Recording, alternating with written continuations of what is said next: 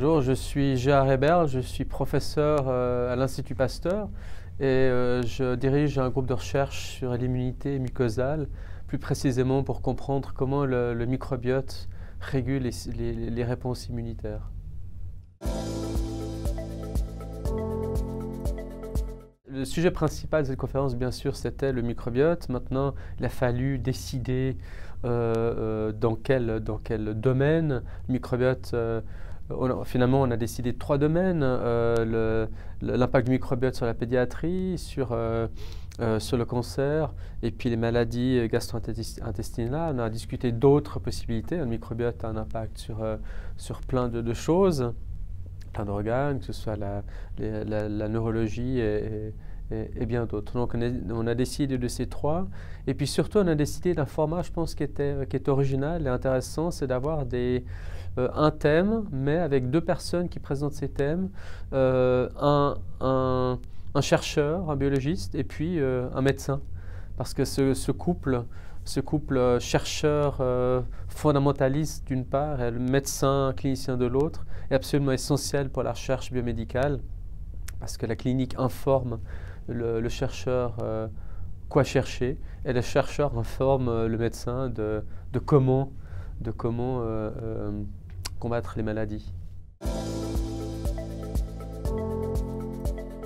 Nous montrons dans le laboratoire que le microbiote a un rôle éducateur très tôt dans la vie, absolument essentiel.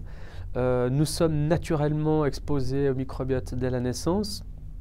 Il y a des périodes pendant la vie qui sont particulières, notamment lors de la diversification nutritionnelle, notamment pendant le sevrage, quand on passe du lait seulement au lait et plus d'autres nourritures, où là le microbiote intestinal augmente en nombre de 10 à 100 fois. Donc la réponse immunitaire réagit, le système immunitaire réagit très fortement contre cette expansion microbienne.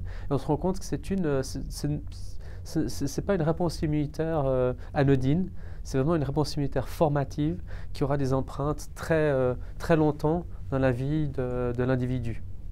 Et on constate, et c'est là que la médecine, la clinique a informé le chercheur que je suis, c'est qu'on constate que moins l'enfant est exposé au microbiote dans l'environnement, ou plus, à contrario, il a dû être traité avec des antibiotiques, eh bien, le système immunitaire sera déréglé, et puis l'enfant sera plus sujet à développer des allergies ou des maladies inflammatoires de l'intestin.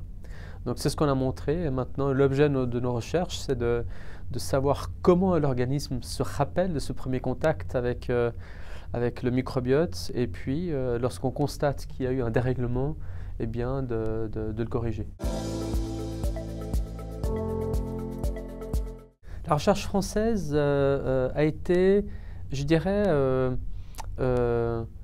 un fer de lance dans la recherche sur le microbiote. L'INRA a joué un rôle absolument clé avec des chercheurs comme Duško Erliš et Joël Doré, qui ont été les premiers à séquencer le génome du microbiote intestinal de l'homme.